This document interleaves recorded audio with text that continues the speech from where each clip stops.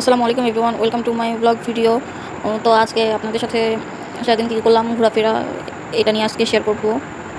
তো সকালে উঠলাম, উঠে ফার্স্টে ফ্রেশ ট্রেশ হয়ে কম্পিউটার ক্লাসে গেলাম। ক্লাস থেকে এসে তারপরে আম্মু দেখি ভাত দিয়ে ডিম দিয়ে ভাজি করছে, তো ওটাই খেলাম। খেয়ে একটু রেস্ট নিলাম।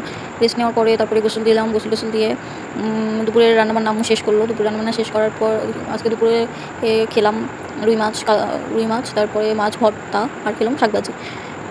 তারপরে একটু রেস্ট নিলাম। রেস্ট নিয়ে আসরের আজান দিল। আজানের পর ফ্রেশ ট্রেশ হয়ে রেডি হয়ে বের হয়ে আসলাম খালামণির বাসায়। এখান থেকে বাজারে যাবো আর কি।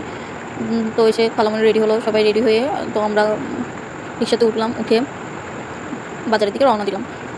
তো আজকে বাজারে অনেক বেশি ভিড় ছিল, যা বলার মতো না, এত ভিড়। তারপরে অর্ধেক রাস্তাতে আমরা নেমে হেঁটে গেলাম আর কি।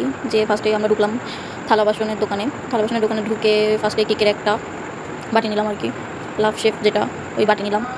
তারপরে নিলাম হলো ছাঁকনি, তারপর নিলাম একটা কফি মগ, এই তো। তারপরে চলে গেলাম হাফিজে, এটা গোপাল সুপার মার্কেটের ওখানে। তো ভাইয়ার ওখানে গেলাম, আমি একটা 3 পিস নিলাম, আমার খালামণি 3 পিস নিল। ওখানকার ড্রেস আসলে অনেক বেশি ভালো, আমি সব ড্রেস ওখান থেকেই নেই সচরাচর।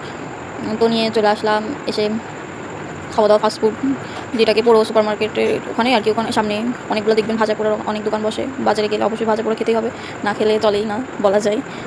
তো ওখান থেকে ফুচকা নিলাম। ফুচকা নিয়ে তারপরে ডিমের চপ, মাংসের চপ, এগুলো নিলাম। তো তারপর ওইগুলো নিয়ে বাসায় চলে আসলাম। এসে ওগুলো খাওয়া দাওয়া করে এই তো বসে আছি। এই পর্যন্তই ছিল আজকে আমার ভিডিও। সবাই আমার ভিডিওতে লাইক কমেন্ট করবেন। বাই বাই, আল্লাহ হাফেজ।